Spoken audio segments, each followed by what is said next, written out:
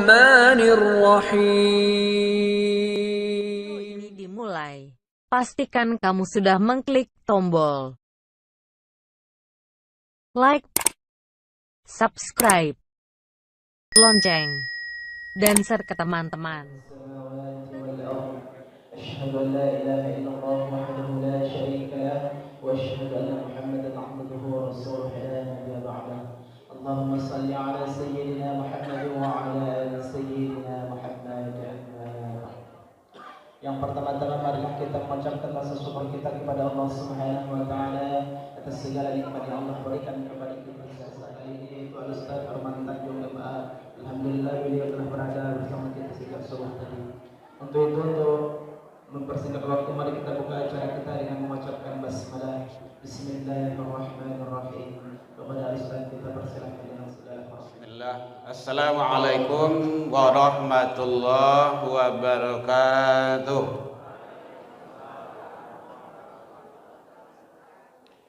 Alhamdulillahilladzi ahyana ba'dama amatana wa ilaihin nusyur. Asyhadu an la ilaha illallah wahdahu la syarikalah wa ashhadu anna Muhammadan abduhu wa rasuluh sallallahu alaihi wasallam la nabiyya ba'da amma ba'du. Seluruh puji dan syukur kembali kita ucapkan kehadiran Allah Subhanahu wa taala. Alhamdulillah biidznillah wa qadarullah, izin Allah kita masih diberikan umur panjang, badan sehat, waktu luang masih ada, kita utamakan untuk ibadah dan kita masih istiqomah. Mudah-mudahan semua nikmat karunia yang Allah titipkan semasa hidup ke kita selalu kita syukuri agar kita menjadi hamba yang bersyukur di sisi Allah hendaknya. Dengan harapan kita ke Allah, semoga setiap amal kebaikan yang kita lakukan pagi, petang, siang, malam, kapan dan di mana saja, semoga diterima di sisi Allah hendaknya. Selawat dan salam kepada Nabi besar Muhammad sallallahu alaihi wasallam. Allahumma shalli ala Muhammad wa ala ali Muhammad. Bapak Ibu pengurus Masjid Syukur yang hadir, yang sama kita hormati, Bapak Ibu tokoh masyarakat, tokoh agama, tokoh pendidikan, hadirin kaum muslimin, anak-anak kita, peserta pesantren yang hadir bersama kita, semoga kita semua sehat dan istiqomah menjalankan kebaikan. Mengisi waktu kita tidak lama Bapak Ibu, karena di sini memang tidak ada dibuatkan berapa lamanya. Biasanya ada dibuatkan itu 5 menit, nah, gitu, 10 menit. Itu ada sisi baiknya itu supaya tidak terlalu lama. Nah, karena mungkin ada kegiatan anak kita dan ibu-ibu bapak ada kegiatan lain kita. Kita lebih kurang 10 menit lah, kalau bisa kurang 10 menit. Tapi alhamdulillah tadi sudah nampak tanda-tanda dari hikmah pesantren itu. Dalam sholat tadi khusyuk dan hening semuanya. Kalau tempat lain kadang mau di pasar tuh kan, pasar raya tuh. Alhamdulillah bagus. Udah ini panitianya settingannya sudah bagus itu. Bukan memuji Bapak Ibu, memang kan itu kenyataannya. Sudah nampak. Mudah-mudahan kita selalu membina anak-anak kita tabah, sabar dan tetap kita istiqomah. Hadirin kaum muslimin, pada pagi hari ini ada yang mencatat. Mencatat boleh, silakan. Judulnya Racun Ibadah. 1, dia tidak lama, cuma 5. Kalau le sampai 5, kalau ndak sampai 5 tahun besok tu lagi. 1. Al-istighalu bi ghuyubil khal. Racun ibadah. Biar ibadah solat, ibadah puasa, ibadah apa saja yang kita lakukan, kalau racun-racunnya itu kita laksanakan, kita terapkan, kita miliki dalam diri, habis sudah amal kebaikan kita. Al-istigha bil ghuyubil khal, orang yang suka mencari kesalahan orang lain. Ada istilah di Minang namanya tungau di sebarang lautan, nampak de gajah di Palupuak Matoe, ndak nampak de we dah. Sama kayak gitu. Kalian tahu ya Bu ya? Nah, kalau orang-orang tutu tahu tuh. Nak bodoh-bodoh ndak tahu lantas. Artinya apa? Dia kesalahan orang lain nampak bagi dia. Macam lihat besok sudah pesantren. Ada ndak anak ke masjid, ke musola, ke surau, pergi sholat jamaah? Kalau ndak, beko ujung-ujungnya pesantren ndak sukses. Pesantren ndak berhasil. Padahal anak beliau yang ada dalam itu, nak cucu itu, hanya ngeceh lah tuh. Jadi jangan sampai. Jadi orang yang suka mencari kesalahan orang lain, amal kebaikan yang dilakukannya habis sudah. Maka tidak boleh kok kamu mencari kesalahannya, cari kesalahan awak seorang. Hasibu anfusakum qabla an tuhasabu. Hitung-hitung kana-kana inge-inge dirimu sebelum datang perhitungan dari Allah. Allah akan memperhitungkan itu. Baru 6 menit. Yang kedua, yang merusak dan meracuni ibadah kita, wa qaswatul qalbi. Kalau bahasa awak, kari hati.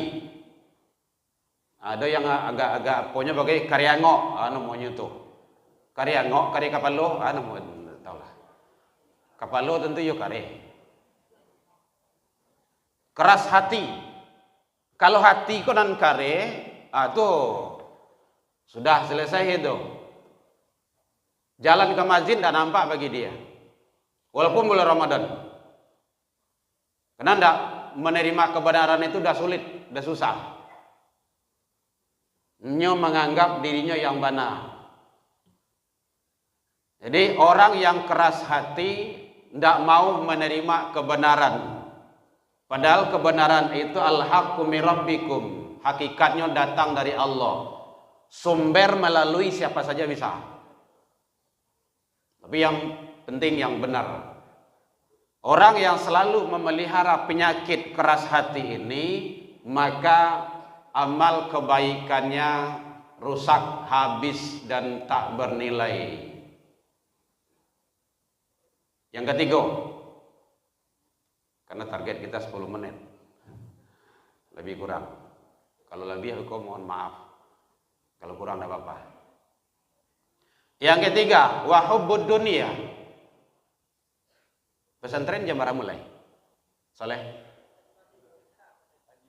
Hah? Ibu lah wak celian anak wak tu.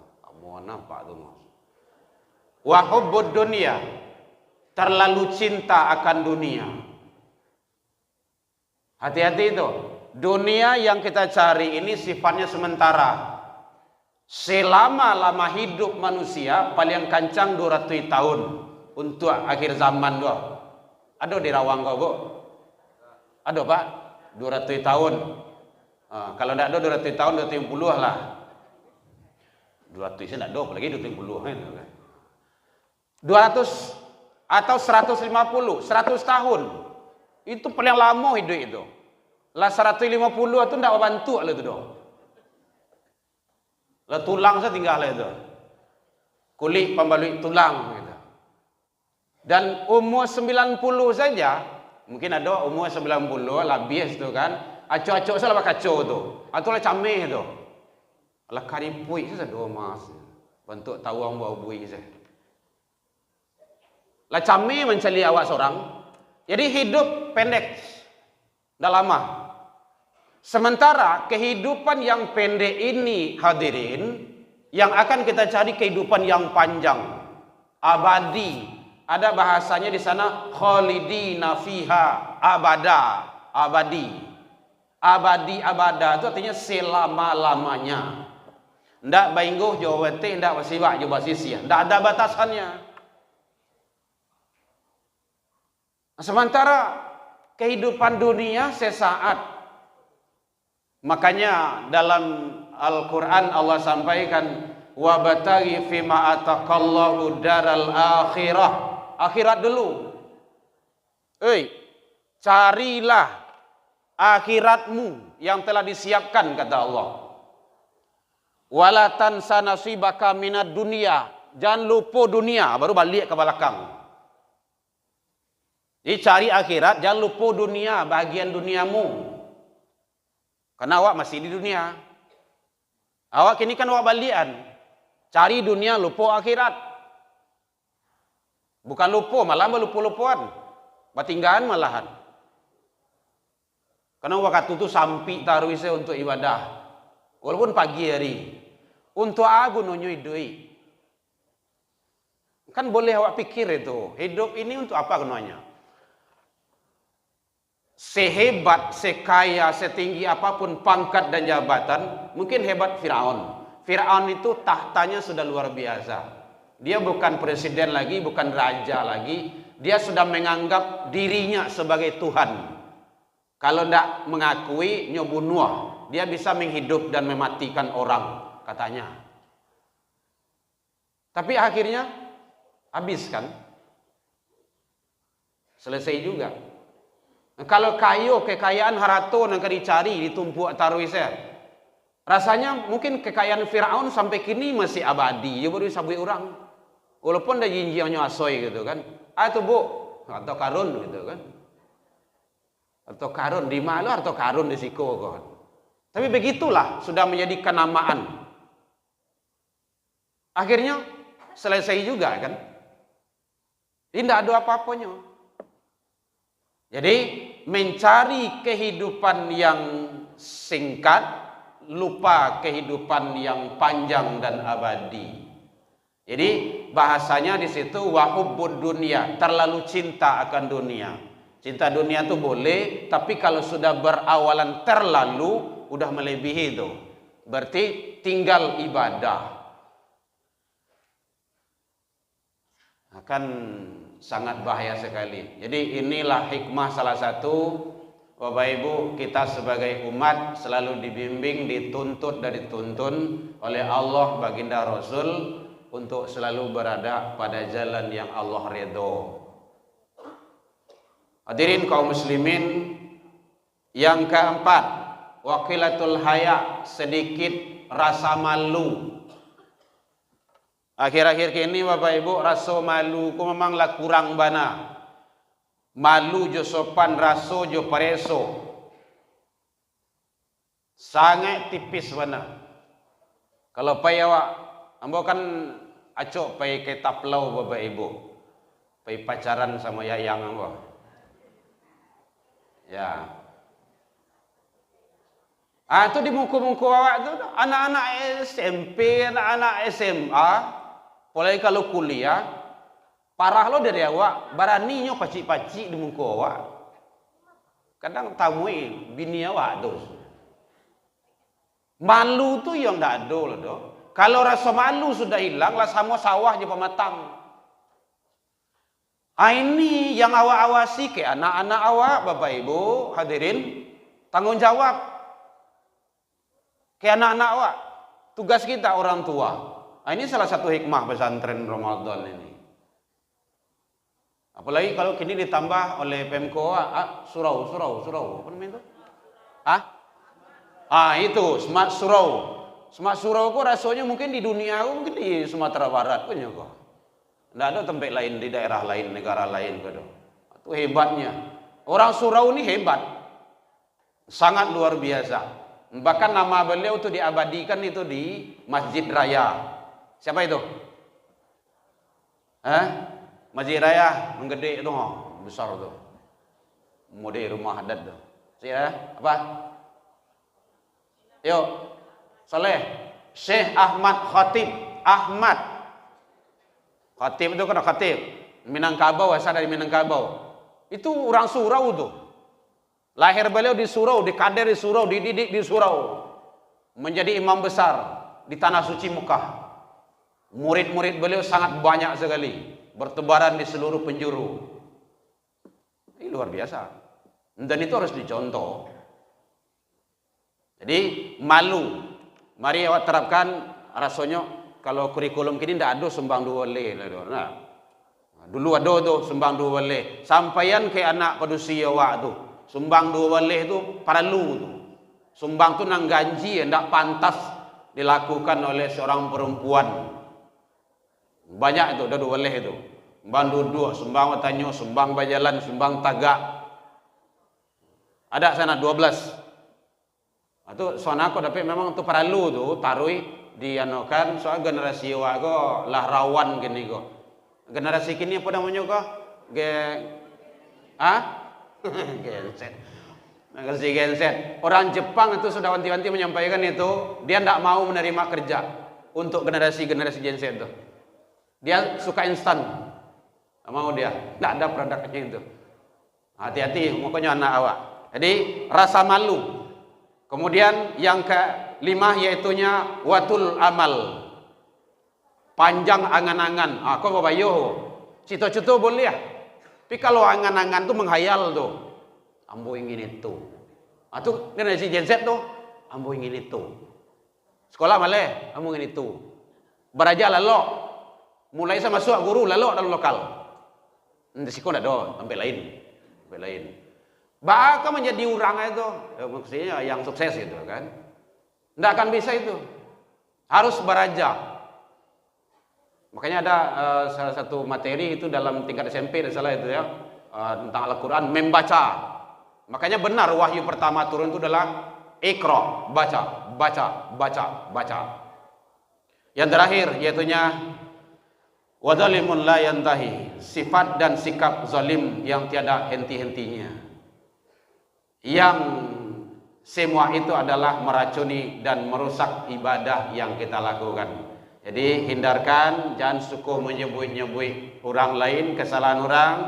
Kemudian jangan kari hati terima kebenaran kalau itu benar datangnya dari siapa saja, apalagi bersumber Al-Quran dan hadis. Kemudian rasa malu perlu dan sangat perlu, apalagi kalau di Minangkabau, kita kembangkan, kita sampaikan kepada anak-anak dan diri kita, keluarga kita, termasuk juga angan-angan tidak boleh diapungkan kecuali bercita-cita, iringi dengan ikhtiar dan usaha yang maksimal. Dan sifat sikap zalim jangan dilakukan, ya terhadap diri apalagi terhadap orang lain. Salah satu contohnya zalim itu anak-anak para remaja, yang SMP, yang lah pernah merokok, angkat tangan. Ini tak akan muat tu, takut malunya. Merokok tu zalim tu, zalim diri. Karena tidak ada tertulis di situ halal tu. Kalau tidak halal, tidak boleh tu tu. Ulama Indonesia yang menyatakan itu beda pendapatnya. Ulama Saudi itu haram itu, halal haram, itu saja. Bahkan imam yang di sana kalau ketahuan dia merokok, itu tidak dicorek sebagai imam itu. Jadi itu bagian dari kezaliman. Kurang lalu batanggang saya kerja tu. Belajar. Waktu salat masuk salat. Kalau tidak zalim. Banyak orang yang kezalim itu. Baik, demikian saja. Alhamdulillah. Mohon maaf tersinggung andai kana ia telantung andai turun yang tidak pada tempatnya. Salah ke Allah kita taubat, salah ke manusia saling maaf memaafkan. Ilal liqa fastabiqul khairat wabillahi taufiq wal hidayah. Wassalamualaikum warahmatullahi wabarakatuh.